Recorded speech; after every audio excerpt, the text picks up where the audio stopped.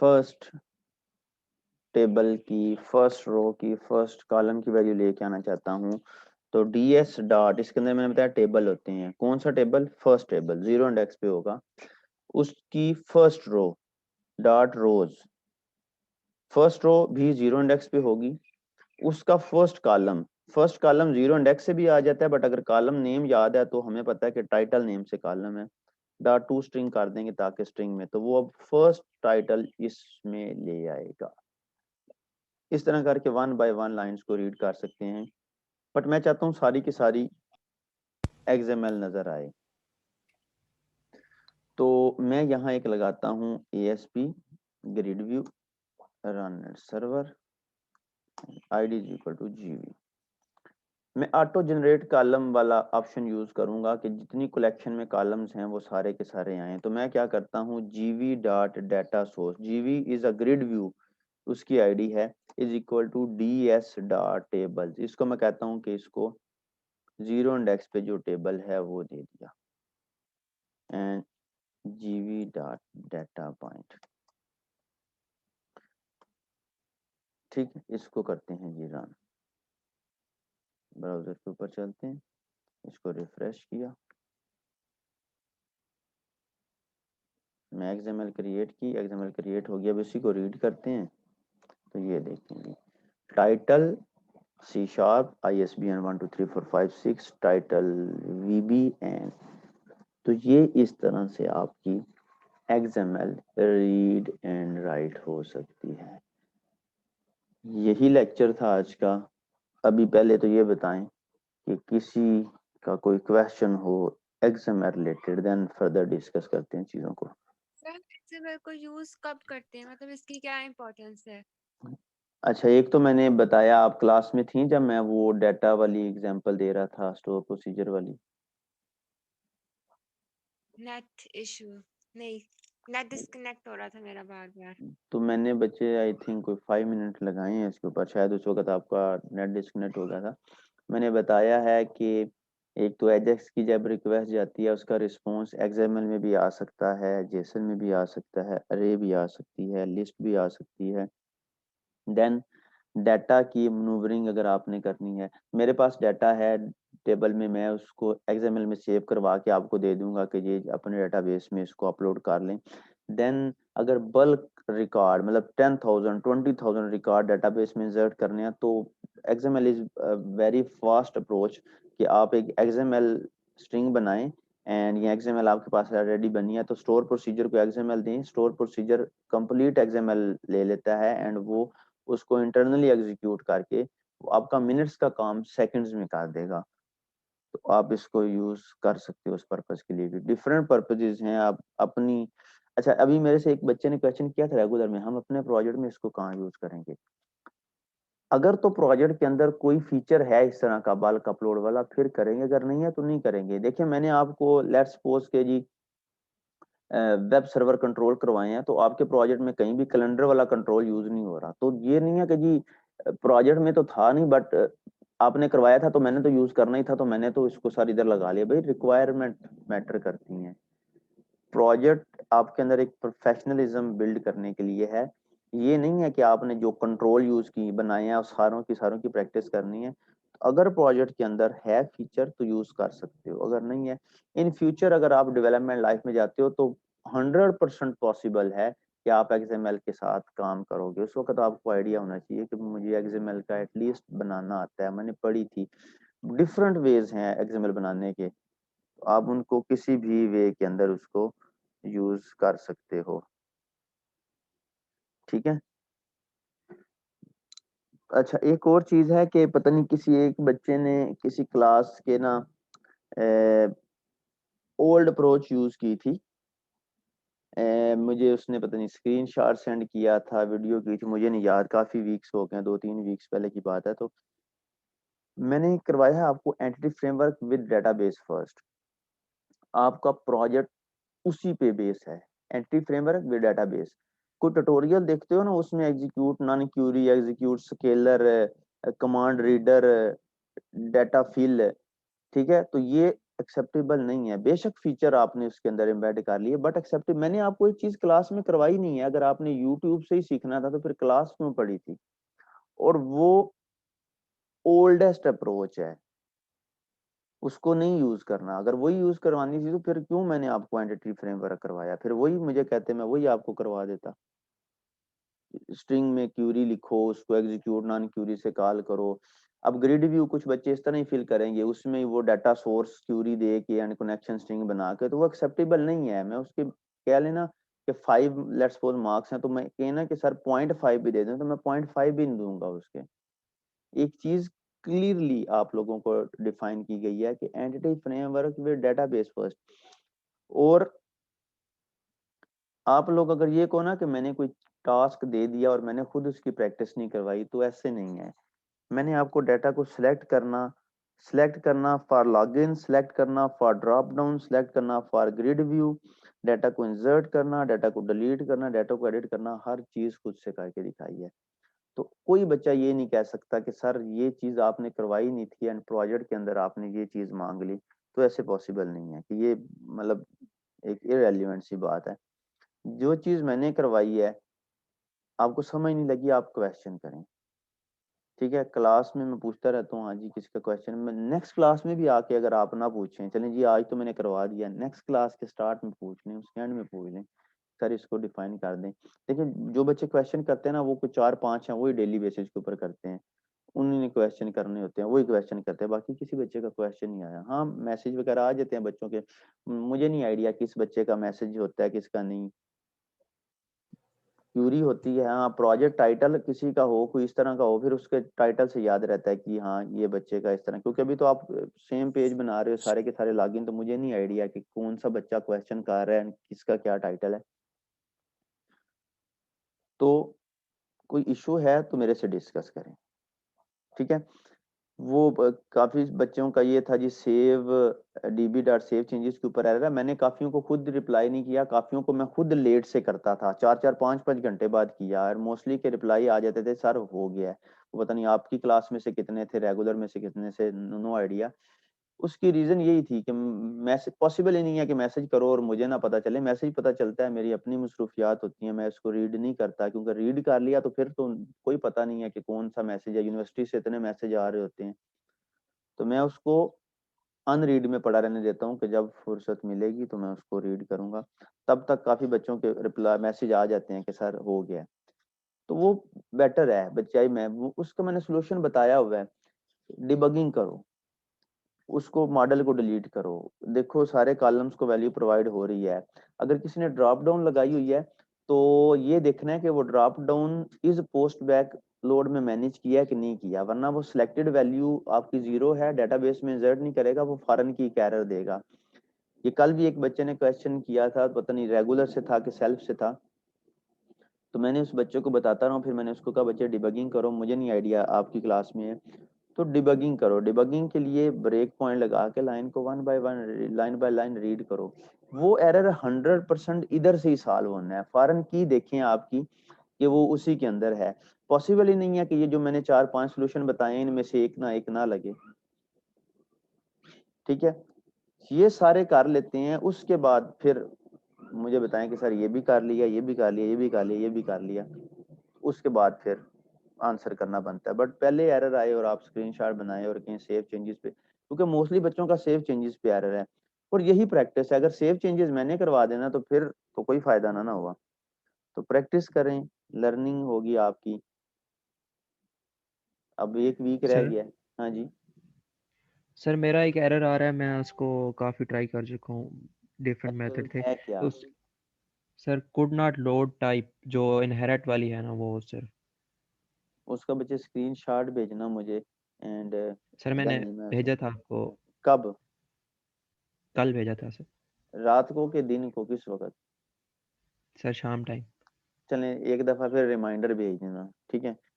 Possible है कि okay एक सर। दो मैसेज कोई बच्चों के पड़े हो, मैंने बताया इतने ज्यादा मैसेज हो जाते हैं, फिर ये पॉसिबल नहीं है कि मैं एक वक्त में सारों के सारों को रिप्लाई करूं। फिर होता ही है, मैंने रिप्लाई किया बच्चे का रिस्पांस आया, रिप्लाई किया बच्चे का रिस्पांस आया, फिर एक एक बच्चे के ऊपर टाइम स्पेंड होता है, फिर उतने टाइम में जितनों का हो जाए। आप ना एक रिमाइंडर मुझे सेंड कर देना। तो आपके पास जस्ट अभी 2 वीक्स हैं।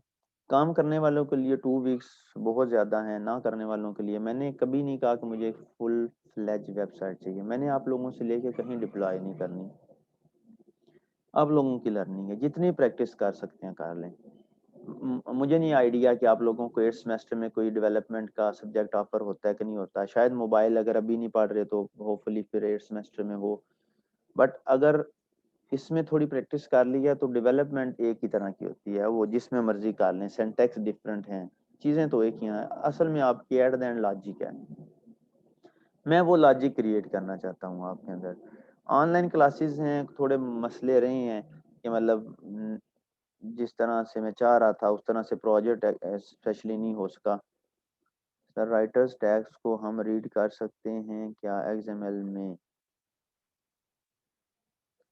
बच्चे राइटर टैग्स को रीड करने की जरूरत ही नहीं है आपको। जब आपका डाटा रोज एंड कॉलम्स की फॉर्म में आता है तो राइटर टैग को कर सकते हैं, बट उसके लिए रीडर और तरह का यूज करना पड़ेगा। एक दफा आप गूगल सर्च कर लेना, मैंने बताया राइट करने के एंड रीड करने के मल्टीपल वेज हैं। आप गूगल करोगे आपको पता नहीं कितने सारे मिलेंगे, तो कोई भी अप्रोच आप उसको यूज कर सकते हो। ठीक है, आप सर्च कर लेना, फिर जो भी आपको उससे रेलिवेंट मिले समझ लग तो ठीक है, वरना फिर स्क्रीनशॉट वगैरह शेयर करके मेरे से डिस्कस कर लेना। तो 2 वीक्स हैं आप लोगों के पास, कोशिश करें जितनी लर्निंग हो जाए। ठीक है, देखिए आप लोगों के लिए अच्छी अपॉर्चुनिटी थी कि इस तरह का कोर्स मैंने डॉट नेट के लिए एकेडमी ज्वाइन की थी। विंडोज एप्स मैंने वहां से सीखी थी। आफ्टर सेकंड सेमेस्टर मैंने third and fourth semester, MIT के होते ही 4 हैं, तो मैंने मतलब हाउ नाउ सर ने मुझे दे दी कि इस तरह से है। फिर उन्होंने ये कहा था कि आएगी तब जब खुद से टाइम स्पेंड करोगे। मैं आप लोगों को बता सकता हूँ कि ये चीज इस तरह से यूज होती है। इस तरह से कब यूज होनी है, कैसे यूज होनी है, क्यों यूज होनी है, ये इन्वायरमेंट डिफाइन करती है। ये बटन कब लगाएंगे, किस पर्पस के लिए लगाएंगे, ये जब तक उस इन्वायरमेंट का पार्ट नहीं बनेंगे आप नहीं पता कि कब बनेगी, क्यों बनेगी। मैं पहले भी आप लोगों को आंसर करता हूँ, हमें नहीं आइडिया कि ये कंट्रोल कब यूज करेंगे, किस सिचुएशन में यूज करेंगे, किस एनवायरनमेंट में यूज करेंगे। वो एनवायरनमेंट आप खुद बनानी है आपने। बच्चे लास्ट डेट का अभी मैं नहीं कुछ बता सकता। पेपर जब कंप्लीट होंगे तो देन 1 वीक उसके बाद, लास्ट टाइम भी था डिपार्टमेंट वालों ने 1 वीक दिया था कि इस डेट तक, तो इंशाल्लाह आपके जैसे ही पेपर खत्म होंगे उसके नेक्स्ट डे से स्टार्ट हो जाएंगे। एक स्केजुअल बना लेंगे, तो उसमें ये है एक दिन में सारों के नहीं हो सकते। रोल नंबर वाइज मैं एक लिस्ट डाउन कर लूंगा, एंड रोल नंबर वाइज आपकी मैं फिर एक लिंक शेयर कर दूंगा 4-5 घंटों का, जो एक्सपायर ना हो। फिर आपके CR एंड GR जो हैं वो क्लास से कोऑर्डिनेट करके 1 बाय 1 बच्चों को वो लिंक ज्वाइन करवाते रहेंगे, एंड इस तरह आपका वाइवा एंड प्रोजेक्ट होता रहेगा। ठीक है, आप लोगों की कोऑर्डिनेशन से है। देखें जिन बच्चों का इंटरनेट इशू है, वो मॉर्निंग में उनका इशू है या इवनिंग में है, वट एवर जो भी है, मैं हर तरह से कोऑर्डिनेट करूंगा। अगर एक बच्चा कहता है सर मेरा इस वक्त इंटरनेट ठीक होता है, या मैं गांव में हूँ, मैं इस वक्त सिटी में जाके अच्छे इंटरनेट के साथ दे सकता हूँ, तो नो प्रॉब्लम, मैं कोऑर्डिनेट करूंगा आपके साथ। लेकिन मैं इतना कर सकता हूँ तो फिर आपके एंड के ऊपर भी बनता है कि आप भी कोऑर्डिनेट करें। और एट द एंड ये आप लोगों के लिए अच्छा, मार्क्स तो इंशाल्लाह अच्छे होंगे ही, अच्छे पेपर देंगे, अच्छा प्रोजेक्ट देंगे। जिस बच्चे को लगता है कि मेरे पेपर में मार्क्स अच्छे नहीं आए, उसके लिए एक अच्छी अपॉर्चुनिटी है कि वो प्रोजेक्ट अच्छा बनाए एंड खुद से बनाए। अच्छी चीज ले आए, उसको डिफेंड नहीं कर सके तो वो किसी काम की नहीं है। जितना करो खुद से करो, पता हो ये चीज क्यों की है। मैं पूछूं ये क्या है, पता ही ना हो जी, मैंने गूगल सर्च करके, भाई जो चीज गूगल सर्च करके, प्रेजेंटेशन का पता नहीं आप लोगों से शेयर हुआ, स्लाइड प्रेजेंटेशन लेके जाते हो ना, स्लाइड में वो चीज लिखो ही ना जिसका नहीं पता। एफिशिएंसी के चक्कर में मारे जाओगे। यहाँ तो उसको समझ के चले जाओ, यहाँ उसको फिर स्लाइड में से निकाल के जाओ कि भाई मुझे इस चीज का पता ही नहीं है, इस चीज पे फंसा लिया वो, इसी पे से आगे ना गया टीचर, तो फिर बाकी इतनी एफिशिएंसी मारने के चक्कर में वो कहीं आगे गया ही नहीं। वो एक ही पॉइंट पे उसने कहा जी आपको ये नहीं पता, तो मैंने आगे, लास्ट ईयर हुआ है वो बच्चा मुझे कह रहा है सर वो एक्सटर्नल जो मतलब पता नहीं एक्सटर्नल थे इंटरनल थे जिसने भी चेक किया, उन्होंने एक चीज पूछी तो मैंने कहा जी सर ये नहीं की, उन्होंने पूरा प्रोजेक्ट चेक ही नहीं, उन्होंने कहा जब ये नहीं की तो बस फिर प्रोजेक्ट खत्म, ये है ही नहीं। उन्होंने कहा सर बाकी प्रोजेक्ट नहीं बच्चे आपने जब ये नहीं किया तो मतलब वो चेकर की भी गलती थी कि बच्चे ने एक नहीं किया तो ये थोड़ी है। मैंने इसीलिए कहा कि मैं क्वेश्चन बहुत ज्यादा करता हूँ, एक नहीं दूसरा, दूसरा नहीं तीसरा, तीसरा नहीं चौथा है, बच्चे को कुछ तो आता होगा ना। हाँ जब सारे नहीं आते तो फिर उसने तैयारी नहीं की। मैं तो एट द एंड ऐसे बच्चों से भी पूछता हूँ बच्चे आप ही बता दो आपको क्या आता है, जहां तक हो सके मैं इस तरह फेवर करता हूँ कि भाई जितनी एफर्ट की है उसका तो उसको चले मिले सिला। बट इसके बावजूद अगर नहीं है आए दाएं बाएं, मेरा काम यही है, मैं सारा दिन यही काम करना होता है। बत्ती टोर गई है।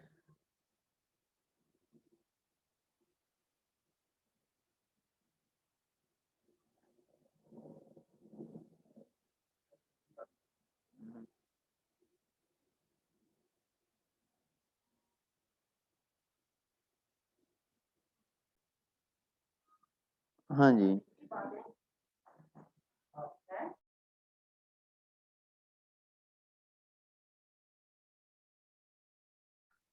हाँ जी, तो ये प्रोजेक्ट रिलेटेड बता रहा था आप लोगों को।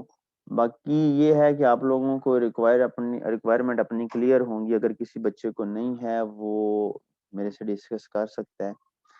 अब डाटा एंट्री पेज बनाएं, मतलब जो भी प्रोडक्ट है, अगर किसी का मोबाइल है तो वो मोबाइल, ठीक है बच्चे जा सकते हो आप, ये जिसका मैसेज आया है अटेंडेंस मैंने लगा ली है। वैसे भी क्लास एंड करने लगा हूँ, एक दो चीज़ें प्रोजेक्ट रिलेटेड बतानी है, मैं इसको बल्कि रिकॉर्डिंग पे लगा देता हूँ, जो बच्चे नहीं हैं वो भी सुन लें।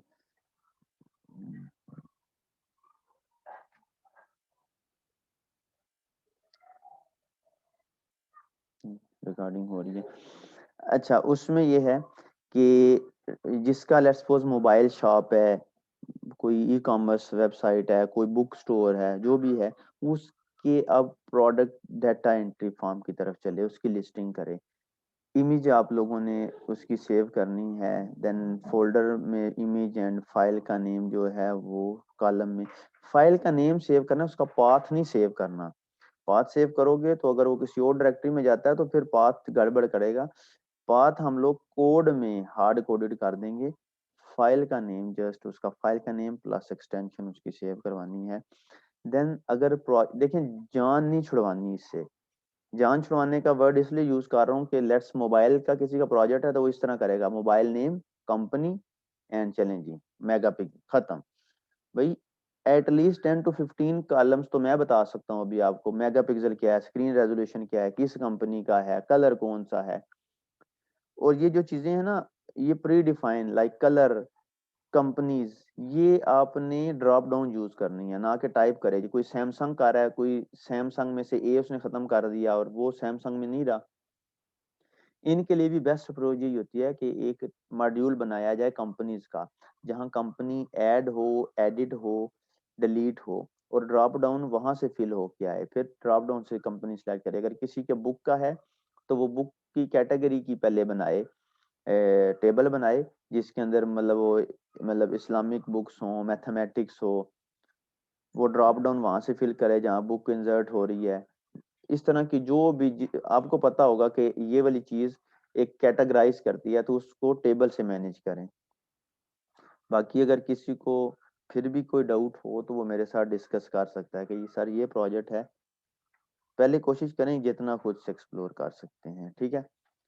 तो आज के लिए यही था, अगर किसी का कोई क्वेश्चन है तो वो पूछ सकता है, अदरवाइज फिर एंड करते हैं। सर मेरा क्वेश्चन था। हाँ जी बच्चे पूछे।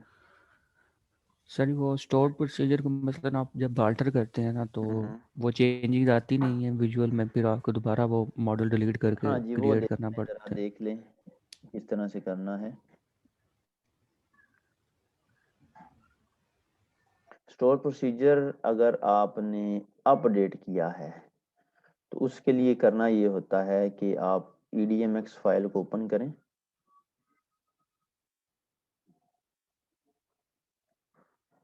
अगर तो कॉलम न्यू ऐड किया है तो फिर तो मैंने बताया हुआ है कि डेटाबेस के टेबल में अगर ऐड किया है, अपडेट मॉडल करके इसको फिनिश करें एंड सेव कर दें। ठीक है, मेरे पास एक्चुअली एसक्यूएल सर्वर रिस्टार्ट करूंगा तो वो तब आएगा, वो मैंने बताया हुआ है। अगर आपने स्टोर प्रोसीजर को अपडेट किया है तो सिंपली क्या करना है, ये मॉडल आप ओपन करना है। यहाँ आपको ना, यहाँ राइट क्लिक करें एंड मॉडल ब्राउजर, ये आ जाएगा। ये कुछ इस तरह से होता है। इसमें ये डायग्राम्स के नीचे होता है ये मॉडल वाला, स्टोर वाला नहीं। इस मॉडल को ओपन करें, इसमें फंक्शन इंपोर्ट्स होता है। मैंने बताया हुआ है कि स्टोर प्रोसीजर सिंकिंग के बाद फंक्शन बन जाते हैं। तो इन फंक्शंस को ओपन करें, ये देखिए वो सारे स्टोर प्रोसीजर नजर आ रहे होंगे। जिसको आपने अपडेट किया उसके ऊपर राइट क्लिक करें या डबल क्लिक कर लें, डबल क्लिक कर लें, ये अपडेट आ रहा होगा। अपडेट के ऊपर क्लिक करें एंड ओके करके मॉडल को क्लोज करें। वो पूछेगा सेव करना है, यस। हाँ, अगर अपडेट नहीं आ रहा तो फिर सिंपली राइट क्लिक करके अपडेट मॉडल एंड फिनिश के ऊपर क्लिक करें तो वो कर देगा। ठीक है, स्टोर प्रोसीजर में अगर अपडेट, अगर ये डिसेबल है ना, ये वाला डिसेबल है अपडेट, तो फिर वो फिनिश वाले से हो जाएगा। अगर वो डिसेबल, ये डिसेबल नहीं है तो सिंपली इसको अपडेट करें, ओके पे क्लिक करें एंड इस फाइल को क्लोज करें। वो पूछेगा सेव चेंजेस करनी है, यस, तो वो मॉडल के अंदर वो चेंज आ जाएगा। लास्ट ऑप्शन है मॉडल को डिलीट करके न्यू बनाना। हाँ जी, और किसी का कोई सर जब क्वेश्चन? हम न्यू स्टोर प्रोसीजर बनाते हैं तब भी अक्सर औकात ना वो इधर नहीं आ रहा होता, स्टोर प्रोसीजर अपडेट भी कर लें तो उसका क्या मसला है? बच्चे आता होता है, आप उसके चेक बॉक्स नहीं चेक किया होगा। पॉसिबल ही नहीं है, ऐसे हो ही नहीं सकता कि स्टोर प्रोसीजर बनाओ सिंक। नहीं सर, ये तब होता है अगर आप पीछे रिफ्रेश ना करें तो फिर आगे नहीं आता। नहीं नहीं बच्चे, रिफ्रेश की भी जरूरत नहीं पड़ती। आप वो होता भी एक ये भी है ना कि आपने फिनिश के ऊपर जस्ट क्लिक कर दिया, उसको चेक बॉक्स को चेक नहीं किया तो फिर कैसे आएगा? चेक बॉक्स सर चेक ही नहीं होता। चेक चेक नहीं होता सर ना, यही मसला आता है अक्सर औकात। Yes sir. Check box check नहीं होता तो फिर आपने उसको एग्जीक्यूट कमांड नहीं किया होगा स्टोर प्रोसीजर को। हाँ, एक और फिर मैं बताता हूँ क्या है। स्टोर प्रोसीजर बनाने के बाद EDMX को फाइल को ओपन करना है। आप इसको शायद पहले ओपन करके रख लेते हो और स्टोर प्रोसीजर बाद में बनाते हो। ये चीजें हैं, सिंकिंग जरा हाँ रखनी सर, है ये कि भी हो सकता है सर। EDMX को बाद में ओपन बिल्कुल करना सर है, पहले स्टोर प्रोसीजर बना के आना है। ठीक हो गया सर, ठीक ठीक हो हो गया। गया सर। हाँ जी, और किसी बच्चे का कोई क्वेश्चन हो? सर जब मैं यूजिंग ब्लॉक मतलब यूजिंग ब्लॉक के अंदर कोड लिखती हूँ तो मेरे 6-7 एरर्स आते हैं। उसमें ये होता है कि ये वाली जो नेम स्पेस है वो यहाँ पर एग्जिस्ट ही नहीं करती। जैसे मैंने अब वेरिएबल बनाया था क्यूरी के नाम से, तो वो ये कह रहा था कि क्यूरी के नाम का कोई वेरिएबल एग्जिस्ट ही नहीं करता। तो अगर मैं वो वाला यूज करूँ ना, डीबी डिस्पोज और DB is equal to null, तो उससे सही होता है। तो मैं ये वाला यूज कर लूँ, ये 2 लाइन? बच्चे ऐसे तो मुझे नहीं पता चल रहा, आप यहाँ तो कोई स्क्रीनशॉट मेरे साथ शेयर करें तो मुझे आइडिया होगा कि आप कौन सा डिस्पोज कह रही हैं। ठीक है, कोई इस तरह का है सही है सिनेरियो तो सर, मैं मुझे आपके इसका साथ स्क्रीनशॉट आपसे शेयर करना तो फिर मैं देख लूंगा। हाँ जी, और सर किसी अगर हम बच्चे का? लोगों ने sign up sign up? For newsletter करवाना हो, मतलब यूजर से मगर यूजर जो है वो अपना जीमेल एंटर करे और फिर उसके बाद उस मतलब हमारी डेटाबेस में हम जीमेल जो है वो स्टोर हो जाए और उसके बाद हम लोग अपने जो न्यूज़ लेटर्स है वो यूजर्स को सेंड करें। तो इससे मतलब ये किस तरह होगा? बच्चे एक तो ये है कि जीमेल के साथ करना है ना, तो जीमेल की ऑथेंटिकेशन आपसे नहीं होगी इतनी इजीली, उस चक्कर में नहीं पड़ना। सिंपली क्या है कि यूजर से उसका ईमेल एड्रेस लेके सेव करवा लें अपने डेटाबेस में। देन यूजर को ईमेल कैसे करनी है, वो ईमेल का कोड मैं क्लास के साथ शेयर कर दूंगा। चले, मैं कोशिश करूंगा कि नेक्स्ट क्लास में ना आपको लिंक क्यू प्लस ईमेल कैसे सेंड करनी है दोनों करवा दूंगा। अभी तक नहीं ना करवाया ईमेल कैसे सेंड करनी है? No sir. एक्चुअली ये चीजें ना ई कॉमर्स का पार्ट है, ये मैं एक्स्ट्रा चीजें कुछ करवा देता हूँ। ये इसका पार्ट है नहीं है, लेकिन चलें आपने फॉरगेट पासवर्ड में भी वो करना है तो मैं आपको करवा दूंगा कि ईमेल किस तरह से सेंड करनी सर है। जो हम लोगों ने ओके सर जो हम लोगों ने यूजर से जीमेल लेनी है उसमें एक ही टेबल बना के उसमें सिर्फ एक कॉलम जीमेल का बना लूं मैं? अच्छा टेबल नहीं बनाना, यूजर का पहले टेबल तो बना ही होगा, उसमें ईमेल एड्रेस का कॉलम बना लें बस।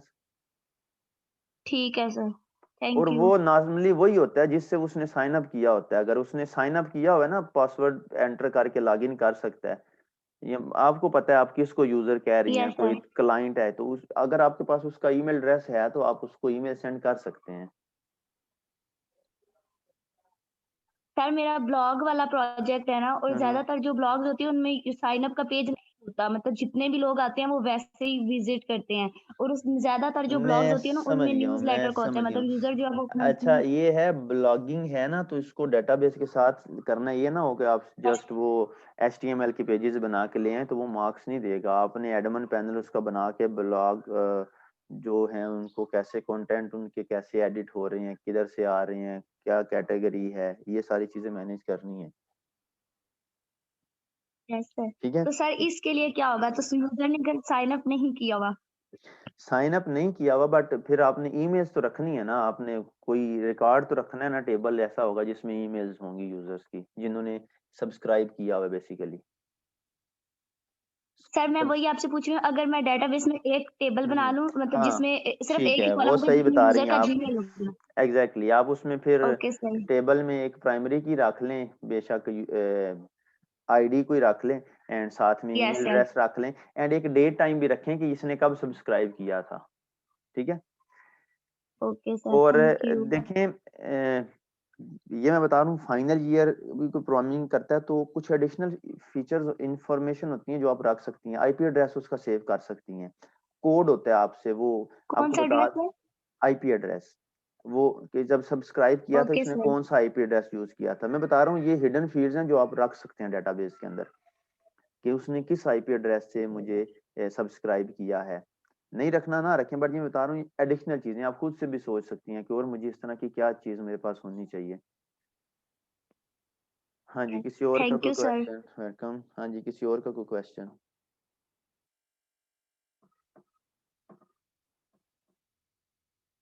देखें इस तरह की अगर आपको कंफ्यूजन है ना, आप क्लियर करना चाहते हैं अपने प्रोजेक्ट को, तो क्वेश्चन करेंगे तो क्लियर होगा ना। मुझे ऐसे क्या आइडिया, जैसे बच्ची ने भी पूछा कि जी मेरे पास सब्सक्राइबर्स हैं, तो मुझे क्या आइडिया कि किसी का इस तरह का कोई प्रोजेक्ट है। आप लोग डिस्कस करेंगे तो ही मुझे पता चलेगा। हाँ जी बच्चे, क्या पूछना था आपने? सर जी एक क्वेश्चन है। हाँ जी पूछें।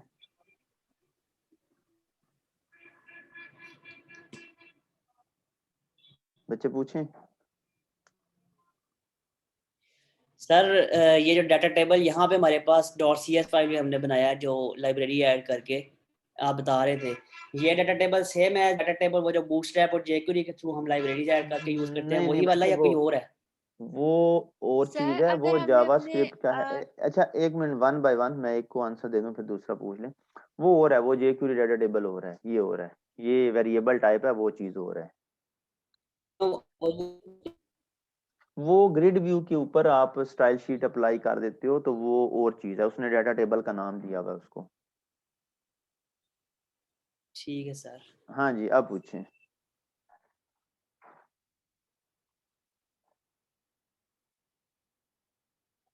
हाँ जी, और कौन पूछने लगा था क्वेश्चन? सर मैंने ये पूछना था कि मेरा बस रिजर्वेशन वाला है, मैं अपने मतलब जो यूजर्स जो आएंगे उनके लिए ये साइन अप पेज और जो एडमिन होंगे उनके लिए सेम मतलब एक ही साइन अप पेज बनाऊंगी या अलग अलग टेबल में स्टोर कराऊंगी उनका नहीं डाटा? बच्चे नहीं, आपने अभी तो रिजर्वेशन करवानी नहीं है, पहले तो एडमिन पैनल बनाए ना, जहां आप एडमिन पैनल। एडमिन पैनल बनाए जहां कोई बसेस को मैनेज करें, कितनी बसेस हैं, हर बस की कितनी सीट्स हैं, फिर सीट्स वो बुक करवा रहा है, अगर ये सारा कुछ हो गया, सिटीज कौन सी हैं, डेस्टिनेशन क्या है, एंड टाइमिंग क्या है उसकी कि कब चलेगी। ठीक है। फिर ये जब रिजर्वेशन वाली ओके साइड सर। पे आना है तो फिर आपने ये चीजें मैनेज करनी है कि source and destination same select ना कर सके। ये वो चीजें हैं, मैं इस लेवल के ऊपर जाकर टेस्टिंग करता हूँ प्रोजेक्ट की, कि source and destination how how could be possible कि आप सोर्स, मैं सरगोदा से सरगोदा ही बस को लेके जा रहा हूँ, वैसे तो पॉसिबल नहीं है ना। तो source and no destination sir. जो है वो सेम ना हो, इनके क्या है चार्जेस, क्या है फेयर्स, क्या है इसके। ठीक है। ड्राइवर्स कौन से हैं आपके, क्या टाइमिंग है, कितनी सीट्स बुक हो चुकी हैं, कितनी अवेलेबल हैं, तो ये चीजें आपने मैनेज करनी है इसके लिए। हाँ जी, और किसी का ओके सर। क्वेश्चन? सर अगर हमने हाँ अपने जी। डेटाबेस के अंदर कोई बुक्स या जैसे फाइल्स होती हैं वो स्टोर करनी हो अच्छा, तो फिर बुक्स नहीं उसके सेव लिए करवानी। उसका क्या? देखें, मैंने इमेज का बताया, image and PDF both are same. आप एक फोल्डर रखें जिसके अंदर उसकी पीडीएफ रख दें और उस पीडीएफ का नेम डेटाबेस में रख दें। आपको पता है कि वो पीडीएफ किस फोल्डर में पड़ी है, आपको ये डिफाइन है, ये कोड में आपको पता है। आपने फाइल अपलोड कंट्रोल यूज करना है उससे इमेज अपलोड यस करवा लें, सर। उससे पीडीएफ अपलोड करवा लें, उससे कोई वर्ड फाइल अपलोड करवा लें, ये डज नॉट मैटर। उसको ये पता है कि मैंने फाइल कॉपी की है, फिर पीडीएफ का नाम आपके पास सेव है। हाँ जी, डेटाबेस में कैसे डेटाबेस में फिर हम उसको इंसर्ट की क्यूरी से ही करेंगे ये देखें जरा। क्योंकि जब वो कोड के अंदर नहीं नहीं, सेव ये देखें, ये देखें, ये मैंने रेगुलर के भी एक बच्चे को करके दिखाया है किस तरह से करते हैं जी। मैं एक एग्जांपल दे रहा हूँ, इसको आपने मैनेज करना है। लेट्स सपोज कि मेरे पास फाइल अपलोड है, रन सर्वर है, आईडी है, अपलोड फाइल। अच्छा, जिन जिन बच्चों ने एडमिन पैनल बनाया यूजर है, उन सब के लिए कंपलसरी है कि वो यूजर की पिक्चर अपलोड करेंगे एंड लॉगिन करने के बाद वो यूजर की पिक्चर ऊपर नजर आए। अच्छा जी, ये देखें अब। अच्छा, एक चीज है कि ये रीड ओनली होता है, ये वाला फाइल अपलोड कंट्रोल। अब एडिट करने अगर आए हैं ना, मैं पिक्चर का बता रहा हूँ या पीडीएफ का बता रहा हूँ, तो ऐसे नहीं होगा कि वो इसको वैल्यू साइन कर दी, जैसे टेक्स्ट बॉक्स में वैल्यू साइन कर रहे हैं तो इसी तरह मैं ये भी चाहूँ कि डॉट, इस तरह नहीं होता। उसके लिए अगर इमेज है तो मुझे यहाँ पे एक इमेज का कंट्रोल मैं लगा लूंगा, अगर पीडीएफ है तो लेबल लगा लूंगा। तो मैं जब एडिट करने आता है तो उस फाइल अपलोड को वैल्यू साइन नहीं करूंगा, बट इमेज वाले को सोर्स देके वो इमेज डिस्प्ले करवा दूंगा छोटी सी कि ये इमेज ऑलरेडी अपलोडेड है, या लेबल में उस फाइल का नेम डिस्प्ले करवा दूंगा कि ये फाइल ऑलरेडी सेव्ड है। ठीक है, अब हम आते हैं सेव की तरफ। सेव की तरफ आएंगे तो लेट्स सपोज मेरे पास एक कॉलम है एस डॉट फाइल नेम का, वट जो भी आपने नाम रखा हुआ है, तो मैं अपलोड फाइल से ये फाइल नेम इसमें सेव करवा दूंगा, फाइल नेम। बट ऐसे नहीं करवाना, इफ लगा के करवाना है, if upload file dot has file. अगर इसके पास फाइल है तो ही सेव करवाए, अदरवाइज ना करवाए। ये पता लाइन क्यों लिखी है? लेट्स सपोज एडिट करने आया है, पहले एक फाइल सेव्ड थी, अब यूजर ने जस्ट नेम एडिट किया है, कोई और फील्ड एडिट की है, फाइल अपलोड नहीं की, तो ये क्या करेगा? अगर ये इफ नहीं लगाता वो ऑलरेडी सेव्ड को नल कर देगा। तो मैंने करवाना क्या है कि अगर फाइल है तो ही इस कॉलम को अपडेट करे, अदरवाइज अगर ऑलरेडी सेव्ड है तो इसको स्किप कर दे।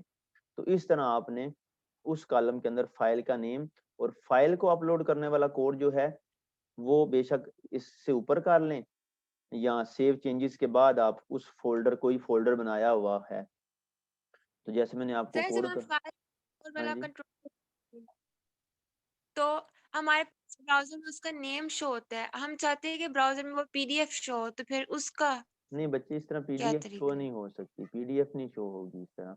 पीडीएफ व्यूअर होते हैं, आपने पीडीएफ शो करवानी नहीं है। पीडीएफ के लिए जस्ट लिंक लगाना है, उसके ऊपर क्लिक करे तो डाउनलोड हो, वहां से वो उसको शो करे। पीडीएफ को अगर शो करवाना है ना तो पीडीएफ के टाइटल पेज की इमेज रख लें, वो भी उसके साथ रखें, दो, एक पीडीएफ एंड एक लिंक उसकी टाइटल इमेज। जो लिंक वाला है वो कैसे करना है कि लिंक लगाए वहां से वो पीडीएफ डाउनलोड हो?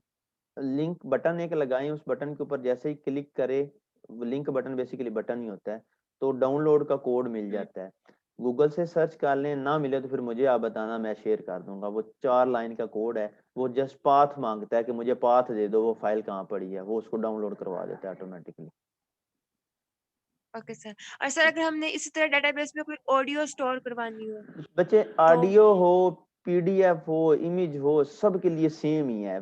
डेटाबेस में सिर्फ उसका नेम एंड फोल्डर के अंदर, अब फोल्डर अलग अलग कर लें, ऑडियो फाइल्स, पीडीएफ फाइल, और डेटाबेस में ना एक टाइप रख लें। कॉलम तो लेट्स सपोज सबका सेम ही होगा, अगर एक ही टेबल है उसमें पीडीएफ, तो एक टाइप रख लें कि फाइल टाइप 1 उसके लिए रखवाएं जो इमेज है, अगर 2 रखवाई मतलब कि पीडीएफ है, आपको पता होगा। 3 का मतलब है कि ये ऑडियो है, 4 का मतलब है वीडियो है, आपको पता हो कि सारी ऑडियो 3 वाले में है, सारी वीडियो 4 टाइप में है। तो इस तरह करके बाकी वो इमेज हो, वीडियो हो, ऑडियो हो, सारी फाइल्स ही हैं, आपने सबको एक ही तरह से मैनेज करना है, फोल्डर के अंदर फाइल एंड डेटाबेस में उसका नेम। Okay sir. हाँ जी, और किसी का कोई क्वेश्चन?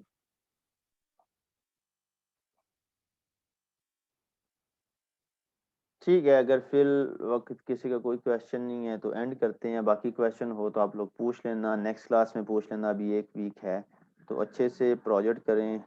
प्रोजेक्ट करेंगे तो ऑटोमेटिकली कोर्स भी आपका प्रिपेयर हो जाएगा। आज के लिए इतना ही था, इंशाल्लाह फिर नेक्स्ट क्लास में कंटिन्यू करते हैं इसको। जा सकते हो अभी आप।